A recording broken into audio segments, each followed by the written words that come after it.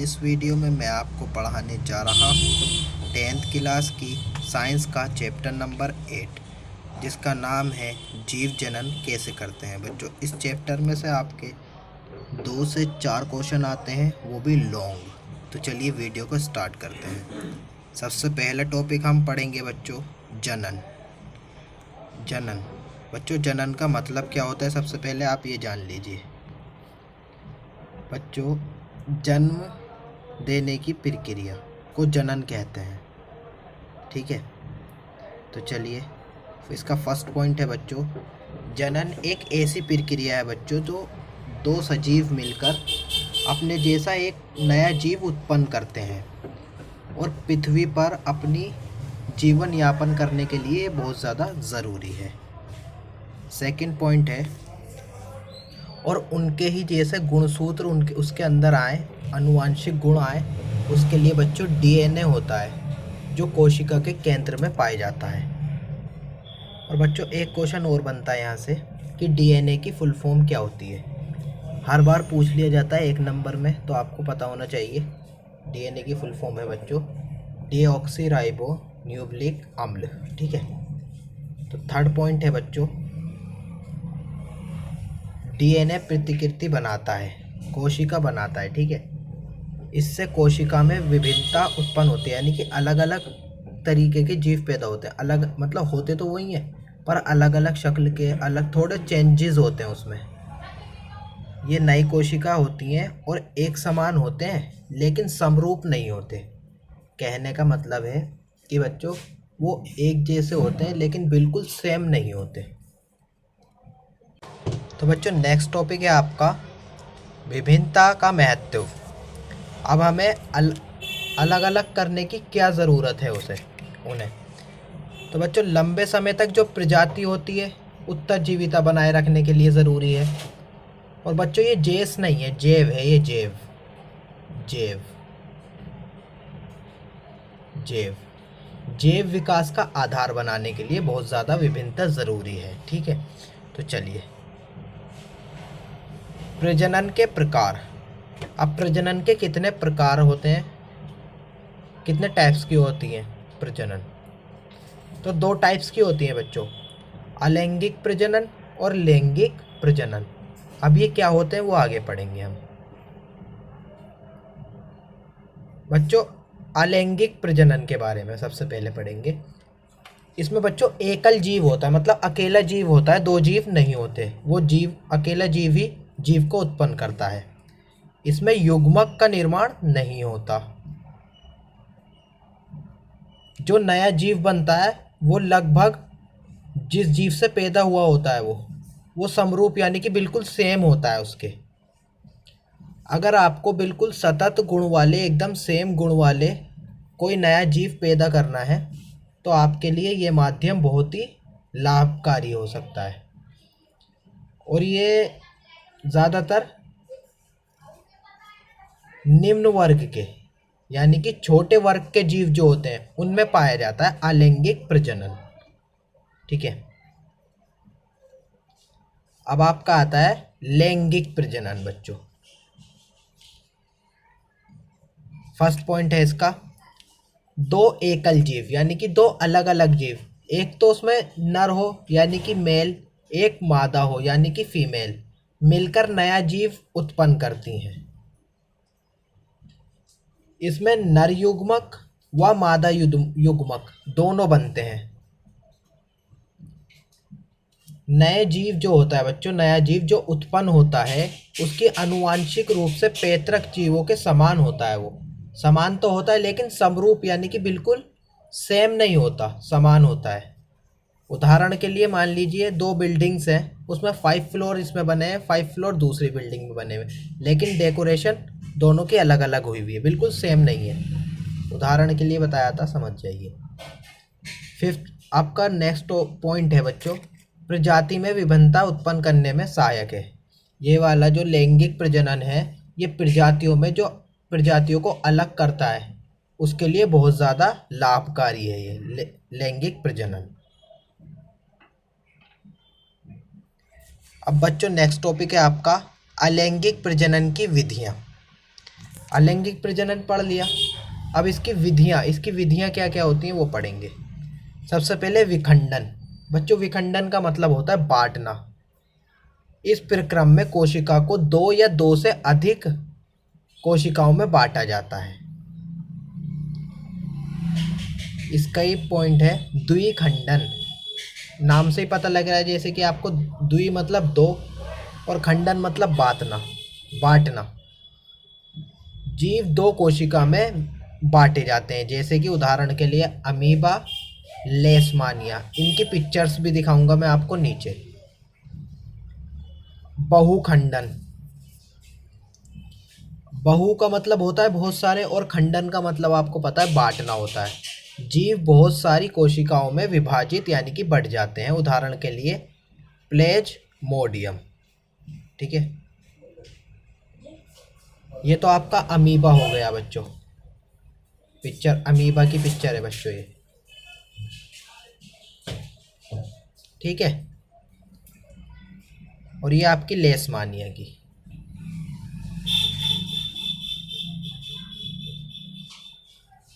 देख लीजिए सही से। ठीक है,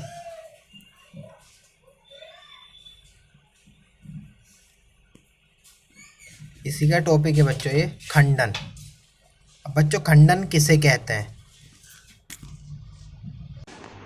बच्चों इस प्रजनन विधि में बहुत ही आसान संरचना वाले बहुकोशिकीय जीव विकसित होकर यानी कि बड़े होकर छोटे छोटे टुकड़ों में बंट जाते हैं और ये टुकड़े वृद्धि कर नए जीव को विकसित करते हैं। ठीक है, जैसे कि उदाहरण के लिए स्पाइरोगाइरा। ठीक है, स्पाइरोगाइरा की पिक्चर देखिए आप, ये रही। देखिए ये रहा स्पाइरोगाइरा, देख सकते हैं हम। ठीक है, तो चलिए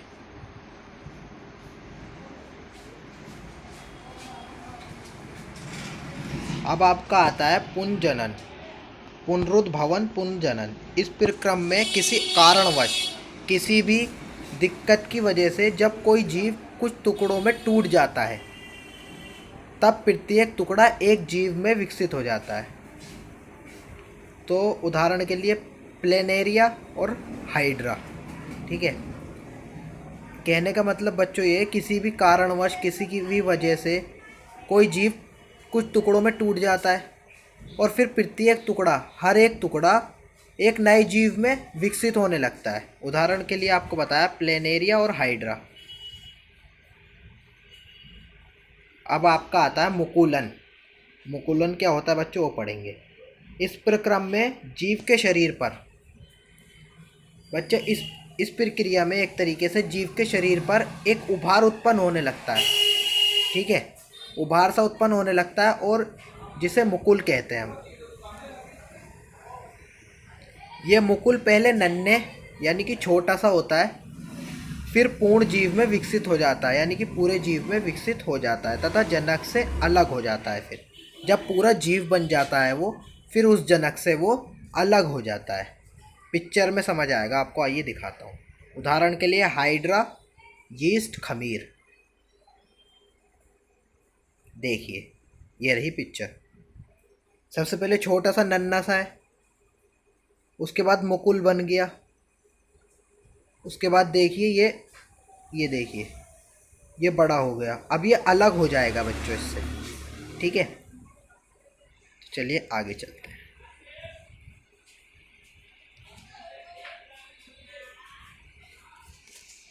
अब पढ़ेंगे बच्चों हम बीजाणु समासंग।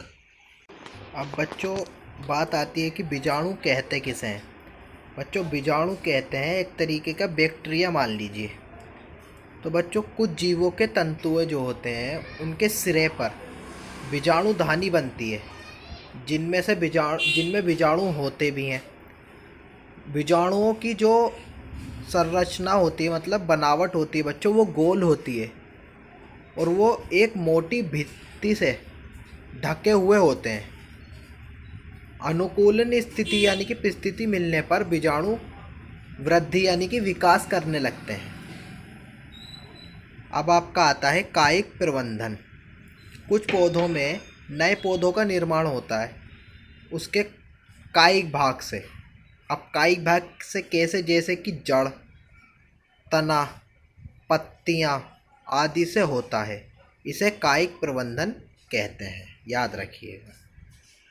चलिए, आप देख सकते हैं ये बीजाणु निकल रहे हैं, ये बीजाणु है, गोल गोल संरचना है ना, ये पिक्चर है। चलिए, अब इसकी प्राकृतिक विधियां क्या होती हैं वो देख लीजिए। जैसे कि जड़ द्वारा जो बनता है वो डहेलियां शकरकंदी उगाई जाती हैं। तने द्वारा आलू, अदरक, और पत्तियों द्वारा जो होता है बच्चों, एक तरीके का ब्रायोफिल्म की पत्तियां जो होती हैं, पत्तियों की कोर पर कलियां होती हैं, कली जो होती हैं छोटी छोटी, जो विकसित होकर एक नया पौधा बनाती हैं। कलियां, ब्रायोफिल्म की कोर पर कलियां होती हैं जो विकसित होकर यानी कि डेवलप होकर बड़ी होकर एक नया पौधे को जन्म देती हैं। तो चलिए बच्चों, आगे चलते हैं। तो आप पढ़ेंगे हम कृत्रिम विधियां, ठीक है। जैसे कि रोपण, आम को रोपण कर सकते हैं, कृतन गुलाब, और लेयरिंग चमेली। अब इसके अंदर ये आता है बच्चों ऊतक संवर्धन। अब बच्चों ऊतक संवर्धन होता क्या है ये बताता हूँ मैं आपको। बच्चों, ऊतक संवर्धन विधि में होता क्या है, किसी भी शाखा के सिरे को सबसे पहले कोशिकाएं लेती हैं उसकी, किसी भी शाखा के सिरे से कोशिकाएं लेते हैं। उसके बाद उसे पोषक माध्यम में रखा जाता है और फिर कोशिकाएं उसको गुणन कर देती हैं, यानी कि डबल कर देती हैं, एक तरीके से गुच्छे टाइप हो जाता है वो, और उसको गुच्छे को हम कहते हैं केलस कहते हैं हम, ठीक है, में परिवर्तित हो जाती है। और केलस को हम हार्मोन माध्यम में रखते हैं। फिर उसके बाद विभेदन होकर उसका, यानी कि बंटने के बाद, वो विभेदन होने के बाद एक पौधे का निर्माण होता है जिसे हम मिट्टी में रोपित कर देते हैं, यानी कि लगा देते हैं, ठीक है। तो चलिए, उदाहरण के लिए आप देख सकते हैं आक्रिक सजावटी पौधे, ठीक है। आइए चलते हैं। आपका नेक्स्ट टॉपिक है कायिक संवर्धन के लाभ। अब इसके लाभ क्या हैं, हमें इसके बेनिफिट क्या है वो बताने हैं। तो चलिए बच्चों, अब आता है ओथीज उत्पन्न न करने वाले पौधे कौन कौन से हैं। ओथीज जो उत्पन्न नहीं करते, जैसे कि केला है, गुलाब है आदि के नए पौधे बना सकते हैं, ठीक है। बच्चों, नए पौधे आनुवांशिक रूप से, यानी कि आनुवांशिक रूप से जो उनका जनक होता है, जो उनको पैदा करता है, उनके समान ही होता है, ठीक है। जो उन्हें पैदा करता है उनके समान होता है आनुवांशिक रूप से। बीज रहित फल, जिसमें बीज नहीं होते बच्चों, फल उगाने में मदद मिलती है इससे। पौधे उगाने का रास्ता सस्ता और आसान तरीका है बच्चों। ये क्या, कायिक संवर्धन पौधा उगाने का सस्ता और आसान तरीका है। तो आपका नेक्स्ट टॉपिक है लैंगिक प्रजनन। अब लैंगिक प्रजनन पढ़ते हैं दोबारा से।